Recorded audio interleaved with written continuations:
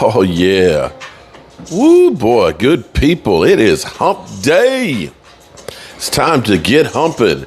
Get over the hump. Do whatever. Do the Humpty dance. Just get the humps done. After this, it's downhill, good people. We are here at week number 9 of the NFL season. And I tell you what, this is what we all live for. This is it. I have heard so much trash. I have been texted so many times by Philly 500, who's been a little bit quiet so far this week.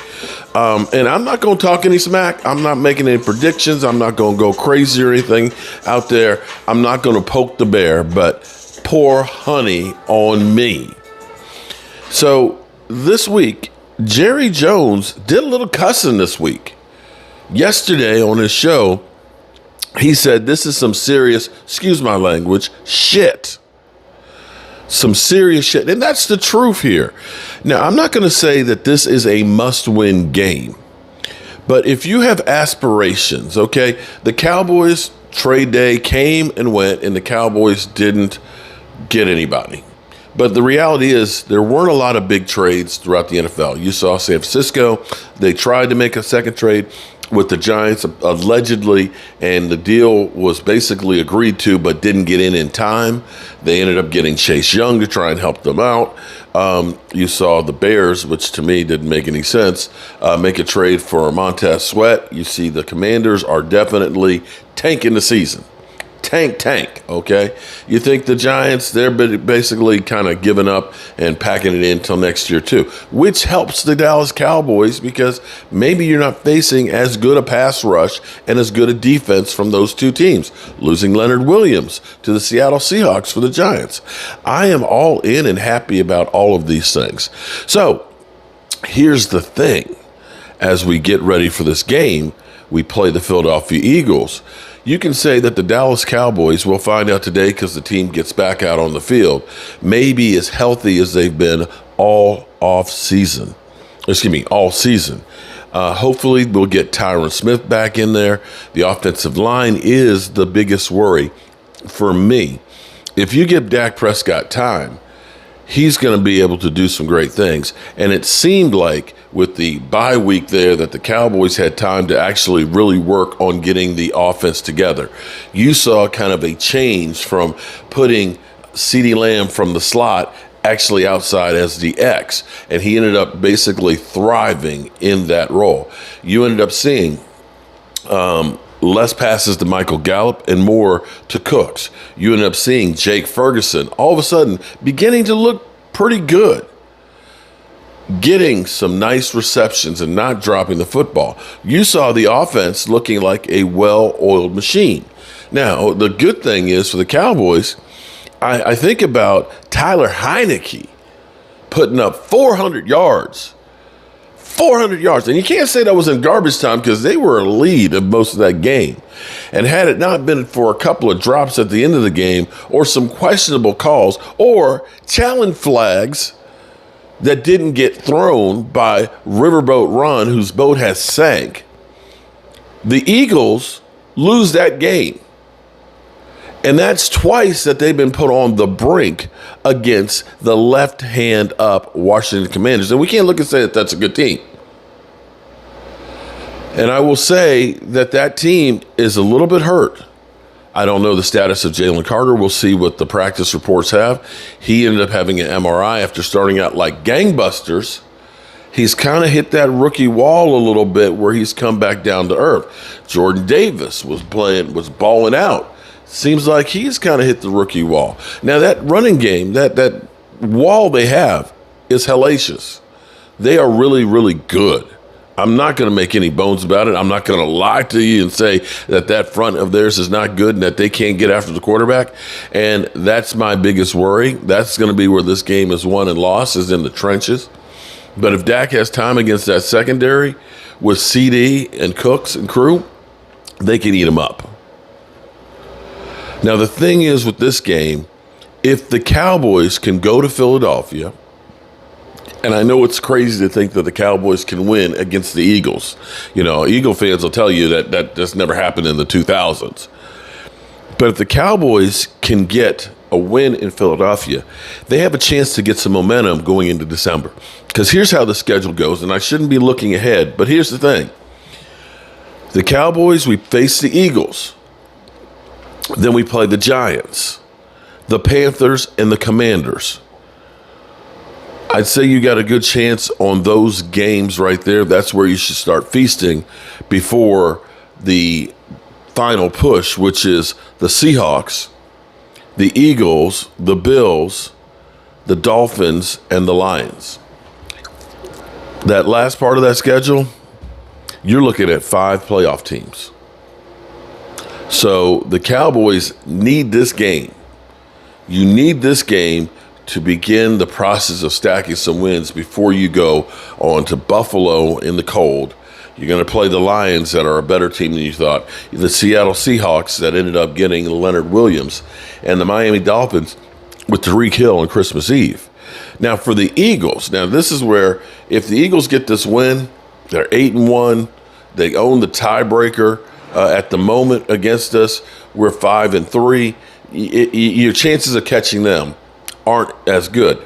But here's the Eagles situation. This is the make or break part of their season because they play us.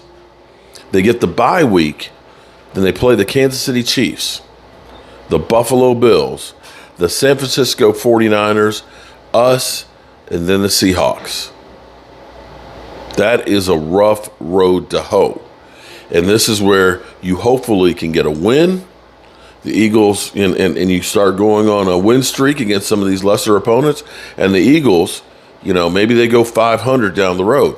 You get a couple game cushion before you go through that ending part of the season. But this game, make no bones about it, it is huge. And this is really where the rubber hits the road. And we'll see if Philly 500 does a lot of talking this week. I'm just wondering if he does. So let's go to Get Up and see their opinion on, is this a must-win for the Cowboys? Let's go. All right, so here we are.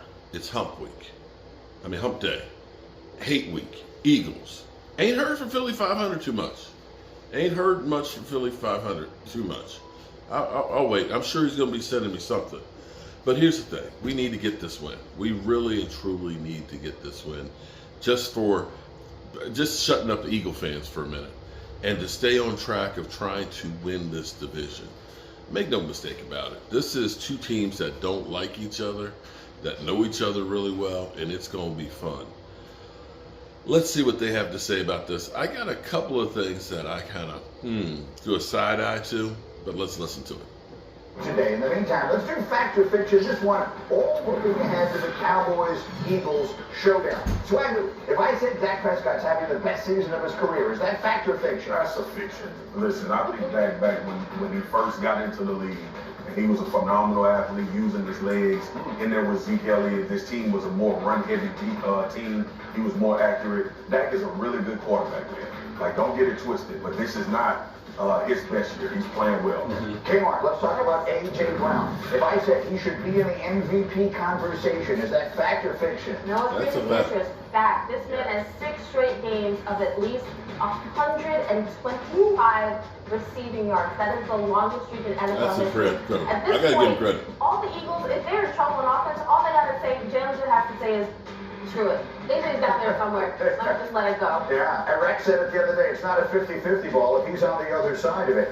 Jeff, if I said an Eagles win Sunday ends the race in the NFC East, is that fact or fiction? That's fiction. Look, they're going to play Dallas again. I mean, you're talking about a team. It's not like the Eagles are just running away with everybody. They've had a great season so far, but they do have some vulnerability. It's a big game, but they got to play it again. A lot of season left. You're halfway through. A lot left. There's a lot of season no question about it. But this one does feel like it's huge. A little extra juice, and I want you to hear what Jerry Jones had to say about it on the radio yesterday. What you talking about, Jerry? This is serious that we're dealing with up here. We've got to really have our game face on, and Philadelphia's a tough place to get your momentum going. his own game. I like that very much. But hold on, I got my notes right here. Kmart, what does it say next to your name? Kmart says this is a must-win for the Cowboys. Tell me why. Because Jerry says this is serious stuff, guys. Because think about it. When we look at the Cowboys, it's really about these matchups against the good teams and the extremely good teams in the NFC. The 49ers. We saw how they fared against the 49ers. The Eagles in their own division. The Seahawks, the Lions. Like, that is really what it's about. It's about, can the Cowboys be the best team in the NFC? Can they get to the NFC title game? Can they get to a Super Bowl? That's how we're going to be looking at this team. And it starts in their own division. The Eagles, this is a division, we've talked about it. There's been no repeat winner in this division in 20 years. As long as I've been alive. So the door is completely open for the Cowboys. But in these moments, Marcus always talks about the moments. Dak and this offense have to show up, and they have an opportunity. Let's do against the Eagles. Is it a must-win for Dallas? It is. It is. There are certain wins, Jeff. You know what I'm saying. And it's a lot of season left, but the psychological part of it, bro. You don't think that there was a pulse after that 49ers game of doubt, the way they got dominated and what they thought they were? You can't have that again. Like, these are the teams you're gonna have to see. We're not talking about Dallas in the context of winning some regular season games. Right. I said that before the season started, I was like, Dallas gonna get in the playoffs. Yeah. They're gonna have success during the season. They probably win 11, 12 games this year and have success going down the road. But this is about this team believing that they have enough to compete with the guys that are going to be at the top. And when I say enough, like, who do you think Dallas roster is as good as the Philadelphia Eagles? No. If you lose to the Eagles by 20, and you just got blasted by the 49ers, playing against that team, you got more games down the road against some really good teams. It's the psychological part Miami, that makes it a must-win. Will they have another shot? Yeah, they play them twice. Will they have another shot in the playoffs? Potentially. The psychological part, though, I think is a big deal for the Dallas Cowboys players. Maybe not this organization or the media or the fans. But the players themselves, they got to be able to go toe-to-toe with Philly. When Jerry Jones said earlier, I don't want to poke the bear. Let's not poke the bear. Yeah. And the idea that Dak is like, pour some honey on me. He's pouring honey. He's pouring honey on a fight with a bear. That's right. You want a quarterback that's confident. You got a business guy talking about don't poke the bear. That ain't how we think about it. Poke the bear, bro. We're about to go get this fight for 60 minutes, bro. It's on. Poke the bear, smack the bear. Whatever you got to do to the bear, let's get this thing on. Like the football players of the Dallas Cowboys ain't scared of the Eagles. Yeah. I'm just letting you know, they ain't afraid of it. They beat them. They beat them Latin. Like, they're not afraid of what this team can do. They're not like, oh man, mentally we got this edge or whatever. I thought San Fran had a clearly better roster. I said the week they played, I think the Cowboys match up better with the Eagles than they did the 49ers. When you look at the Eagles, their ratio is like 16 touchdowns to 4 interceptions, which is like bottom in the league right now. Dak and CD have to go play well. The Cowboys can't line up and go be more physical than the Eagles. I'm going to let you know, on both sides around the scrimmage. But if they can run the ball enough, if they can slow it down, and if Dak and CD play to the level they can play to, they can go beat the Eagles. I did not feel that way when they played the 49ers the first time. Listen, Jeff, I'm with you, bro. And the line of scrimmage has been the problem, though. For sure. That's been the problem in this matchup, man. Like, so a lot of what we do during the week as players is we try to figure out, okay, where are our advantages and how do we exploit those these weaknesses or mask them? Yeah. Well, when you playing against Philly, if you Dallas over the past couple of years, that weakness can't be hidden. Right. Like, it's going to be at the line of scrimmage. This offensive line has had their way against the Dallas Cowboys. That's why, for me, the psychological point comes into play. And we know when you can't run the football against this team, what's eventually going to happen. Right. By the way, this is not my area of expertise, but before I run off to college football, does anyone else feel like we're interrupting Jeff from a hunting trip as we speak? He's got the best. But what I'll say about that is with the Eagles, you can't run against them, but you can make some hay in that secondary. Teams are blasting them up in the secondary. Their secondary stinks. They've given up, I think, 19 touchdown passes. 19 already this season. Yeah, that front line is tough to run against, but Lord, you can sure pass against them. All right, good people, we'll be talking some smack. We'll be getting more content. We'll be analyzing this. This is a big game. There's no ifs, ands, or buts about it. And we got to come correct. Peace.